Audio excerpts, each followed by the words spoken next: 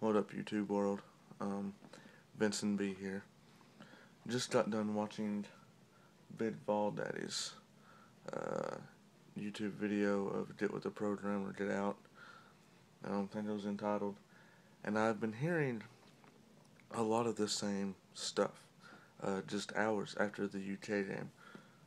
Um, my dad was telling me about Torn Pool and Austin Johnson with the post game conference saying that Tennessee will never win. They'll never be back on the winning side of the program if the younger kids didn't realize to play team ball and if they weren't too worried about stats. Torn Poole and Austin Johnson both said that the locker room was very, very divided. He said the younger players are worrying way too much about what numbers they had than they were worried about getting wins. You know, I loved Bray. I thought he was the greatest thing since sliced bread. You know, since Manning. Um, but with that given, uh, I've been kind of worried all season. You know, with him, all this black jersey talking. And don't get me wrong, I like the black jerseys. I thought it was a pretty cool change up. But you're worried too much about the damn uniforms. Too much about the uniforms to me.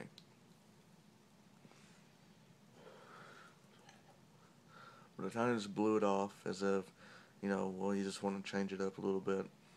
Then after hearing this crap, let me tell you something, Tyler Bray.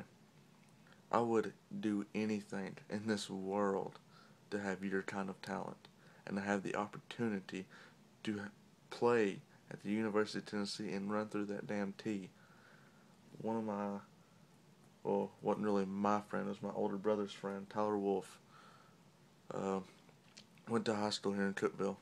Was a stud. One of the better players I've seen come through high school football here in Cookeville in a long, long time.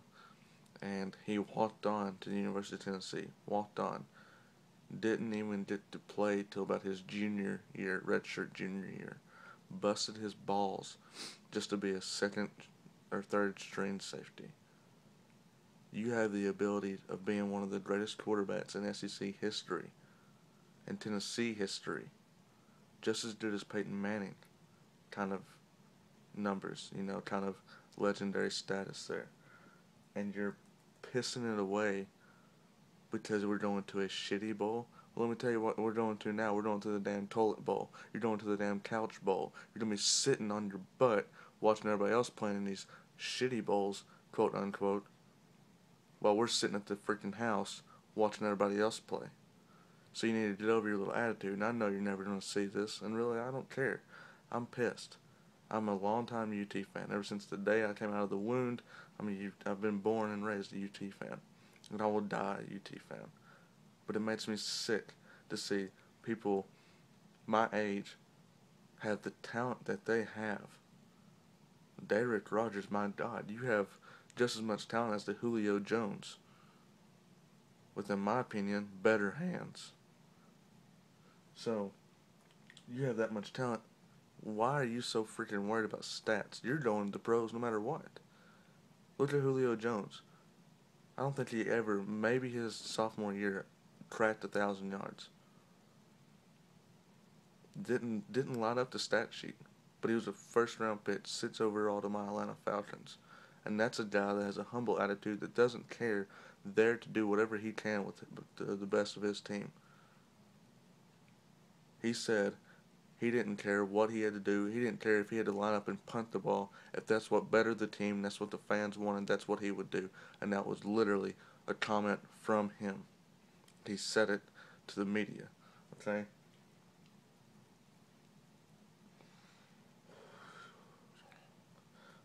Whatever happened to the team players aspect, to the Al Wilsons, to the Peyton Mannings, to the T. Martins, Cedric Houstons, some good players that really, you look at people like, Peyton Manning was blessed with great talents, Al Wilson too, but there's been a lot of players that really, talent level, Torn Poole, for example. I have been praying and hoping and couldn't and excited for the day he graduates. I'll tell you what, he may not have the skill level to be an ultimate and a legendary back and a good solid back in the SEC, but I'll be damned if he didn't give it everything he had. He gave it everything he had. Prentice Wagner, man, he's been shit on like nobody else. First he was a cornerback, then he got moved to safety, then back to corner, then to safety, then back to corner, then back to safety. Hell, I'm surprised they didn't put him at linebacker. Okay? He's been shit on. But do you ever see him come out and go, well, we're just going to play in a shitty bowl, so I really don't care? No. That's what I don't understand.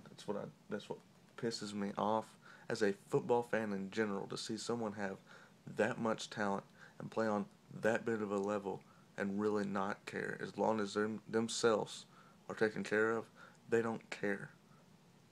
That makes me want to puke. Disgusts me. It's a waste of talent. With cocky attitudes like that, why don't you go find a place next to Sims? That's exactly what you're acting like. You and Sims ought to be best friends. And it makes me sick. And quite frankly, we don't know if it's true or not, but there's been too many people saying the same thing for it not to be true. You know, I worked with kids for a living. That's what I do. I go to school and I work with kids. It's my job. Kid gets in trouble. One kid comes to me and says, he bit me. And I go, okay, bring him over here. I go, did you bite him? He goes, no. And then 4 more kids come over to me and go, he bit him. I saw him. He bit her. Who the hell am I going to believe? It's 6 against one person's word. So if everybody's saying that a couple people are too worried about their stats, it's got to be true. Torrin Poole and Austin Johnson have no reason to lie. They have no reason to come out of this program and go, well, it's their fault. They've been crapped on just as much as anybody else with 3 new head coaches, 3 different offensive systems. Well, just 2, but I mean, my God. Why would they say that if it wasn't true? They have no reason to say it. So it's obviously got to be true. You know, we have no factual proof that it is, but it's got to be. And for Dooley to let that happen, he's not the coach for me.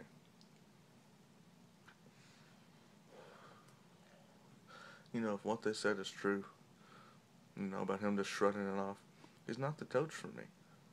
You know, I did like him. I loved him. After his, you know, comparison to us and Germany, you know, World War II, I thought it was a little out of line, but I thought, you know, it was a pretty good comment. You know, compared us pretty dead and well. But, you know, I've kind of noticed he never takes the blame. He always says, well, we're just not a good football team. Well, you know what? Apparently you're not just a good coach either. Now, I will say, Derek Dooley has faced a lot of adversity. But let me tell you something. That has nothing to do with keeping your players in check. If your players get on line, you better kick them straight back in the line. And if you can't do that, you're not a coach.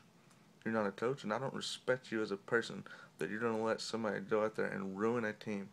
It takes one bad apple to ruin a bunch. And that's what you're letting them do. You're letting them ruin the entire team because of a couple players that have too big of an attitude, too big of an ego. It makes me sick.